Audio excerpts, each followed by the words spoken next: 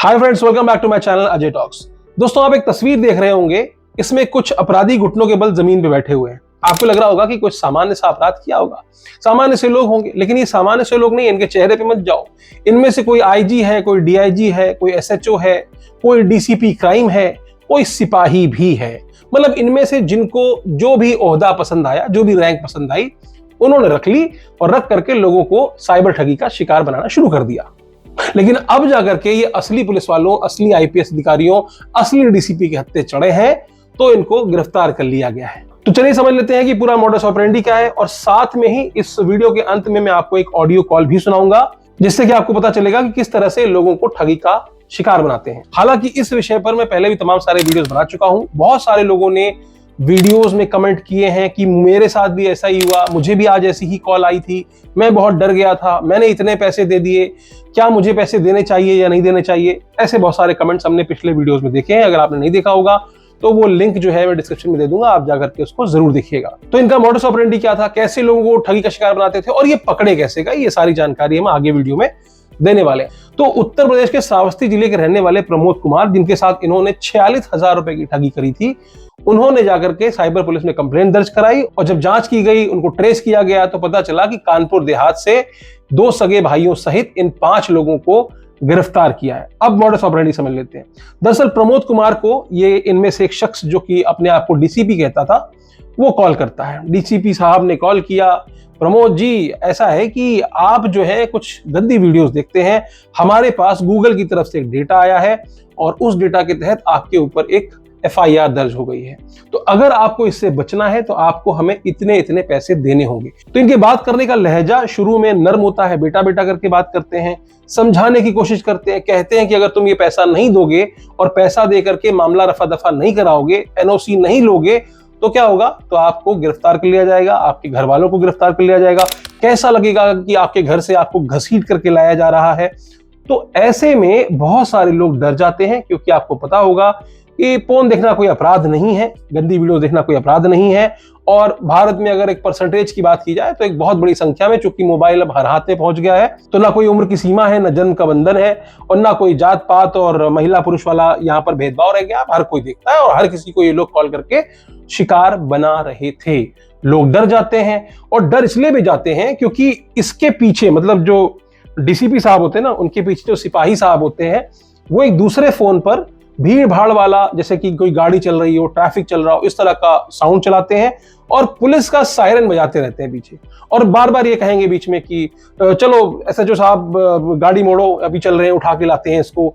तो इस तरह की एक पैनिक क्रिएट करते हैं ये विक्टिम्स के साथ में, और विक्टिम को कॉल पे रहते हुए ही तुरंत ही पैसों को ट्रांसफर करने की बात करते हैं। मैं आपको बता देता हूं, ऐसा कभी नहीं होगा कि कोई पुलिस वाला आपको फोन करके आपसे इस तरह से रिश्वत मांगे। हालांकि वो रिश्वत नहीं मांगते हैं, वो ये कहते हैं कि आपको एनओसी लेनी पड़ेगी हमसे, क्योंकि आपका नाम आया है और आपका नाम क्लियर अगर आपको कराना है तो आपको एनओसी देनी पड़ेगी। अच्छा, सामने वाला अगर बहुत ढीठ हो तो उसको और डराया जाता है, और डराने के लिए क्या किया जाता है, कुछ ऐसे वीडियोस भेजे जाते हैं व्हाट्सएप पे और कहा जाता है कि इन वीडियोस को देखो, और वो वीडियो जो होते हैं वो किसी न किसी मूवी से या कहीं से डाउनलोड किए हुए होते हैं, जिसमें कि एक जेलनुमा संरचना होती है, वहां पर 3rd डिग्री टॉर्चर किसी को दिया जा रहा होता है, और ऐसा कहा जाता है, डराया जाता है कि बेटा तेरे साथ भी यही होगा अगर तू अभी के अभी पैसों का इंतजाम नहीं करता है। तो इस पर मैं तमाम सारे वीडियोस बना चुका हूं। ये वीडियो भी जरूरी थी, क्योंकि एक तो गिरफ्तारी भी हुई है और दूसरा मामले भी लगातार बढ़ते जा रहे हैं। अब इस तरह की वीडियो देख करके लोगों की चौंक हो जाती है। लोग इसको सही मान बैठते हैं कि कहीं सही में मेरे साथ ऐसा बर्ताव ना हो जाए, कि कहीं सही में मैं अरेस्ट ना हो जाऊं।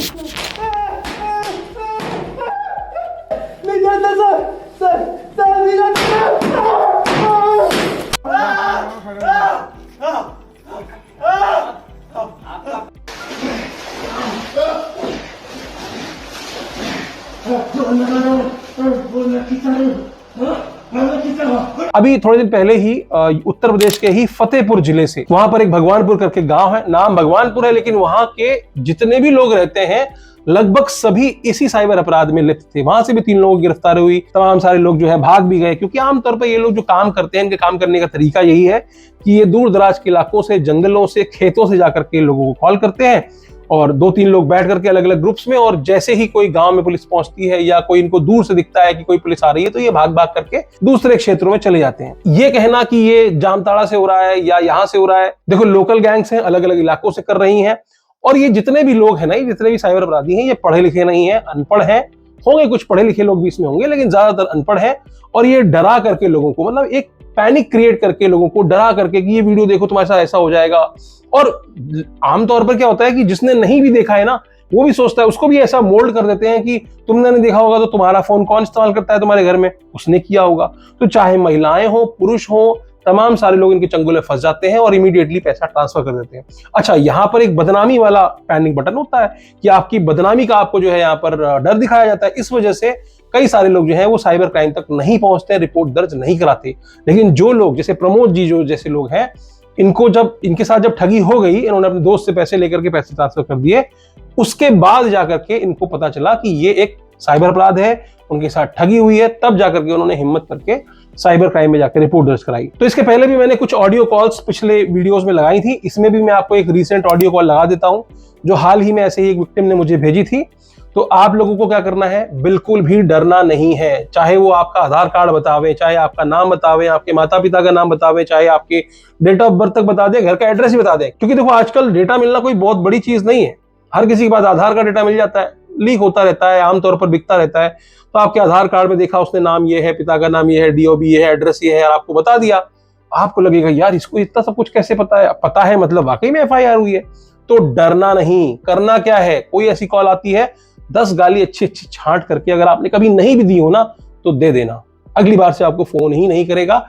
उनके लहजे से भी साफ झलकता है कि वो डीसीपी नहीं है, एसएचओ नहीं है, पर फिर भी चूंकि चीज ऐसी है कि भाई तुम ये गंदी वीडियो देखते हो, तो ऐसा डर, ऐसा बदनामी वाली चीज आपको दिखा दी जाती है, जिससे आप डर जाते हो। तो आपको क्या करना है, अगली बार ऐसी कॉल आती है, 10 गाली दो, फोन को डिस्कनेक्ट कर दो और नंबर को रिपोर्ट कर दो। cybercrime.gov.in में जाकर के सस्पेक्ट रिपोर्ट करके बताओ, स्क्रीनशॉट दो कि हाँ ये फर्जी पुलिस का डीपी लगा करके मुझे ठग रहा था, ठगने की कोशिश कर रहा था, ताकि इनके नंबरों को साइबर क्राइम जो क्या करते हैं, वो इनके नंबर्स को लेकर के डीएक्टिवेट कर देते हैं और इनका ईएमईआई तक ब्लॉक कर दिया जाता है। यानी कि वो हैंडसेट भी इस्तेमाल नहीं कर पाएंगे अगर इनके नंबर्स को आपने रिपोर्ट कर दिया और उन्होंने जांच में पाया कि ये जिस आईएमईआई नंबर का फोन इस्तेमाल कर रहे हैं उसमें जो भी सिम यूज करते हैं उनको पता चल जाता है, क्योंकि वो रिकॉर्ड में होता है, डेटा में होता है उनका। तो आपको सिर्फ इतना ही करना है, डरना नहीं है, पैसे भी नहीं देने हैं, सिर्फ नंबर को ब्लॉक करो और रिपोर्ट करो, बस यही इसका इलाज है। हेलो। हाँ जी, तो विश्वास से हमारी बात हो रही है। हाँ बेटा अभी आपके पास कॉल किया था, आप कहीं व्यस्त थे। हाँ हमने आपके पास इंक्वायरी जानकारी के लिए कॉल किया है, समझ रहे हो। हाँ मैं UP police cyber cell crime branch Lucknow Gomti Nagar Begumganj कोतवाली महिला हेल्पलाइन से बात कर रहा हूँ। हाँ 1090 से अमित मिश्रा। हाँ, कौन सा मिश्रा सर, कौन सा मिश्रा? क्या? कौन सा मिश्रा बोले? अमित मिश्रा बात कर रहा हूँ आपसे, सब इंस्पेक्टर जमित मिश्रा। हाँ, ये बताइए, अरे ये फोन तुम ही चलाते हो या कोई दूसरा चलाता है? नहीं चलाता हूँ सर। तुम ही चलाते हो। दीवानी थोड़ा साइड में लगाइए गाड़ी। हेलो। हाँ देखो, मैंने आपके पास इंक्वायरी जानकारी के लिए कॉल किया है, इसलिए हाँ कि दूर संचार विभाग गूगल क्रोम वालों ने हाँ। तुम्हारे खिलाफ मुकदमा दर्ज कराया हुआ है साइबर सेल क्राइम ब्रांच में।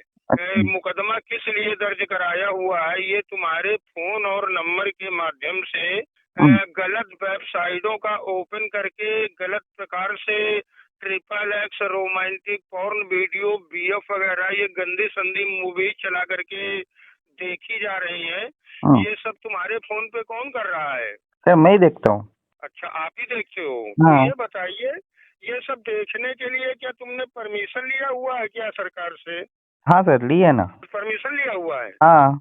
चलो बेटा, परमिशन लिया है तो तुम्हारे दरवाजे पर मीडिया, प्रेस और प्रशासन की गाड़ी आ रही है, और अपना परमिशन दिखाइए, ठीक है? ठीक है अपनी सर। चमड़ी मजबूत कर लीजिएगा, ठीक है? नहीं सर, वो चमड़ी मेरा लोहे का लगा लिया हूँ सर, सर्जरी करा के।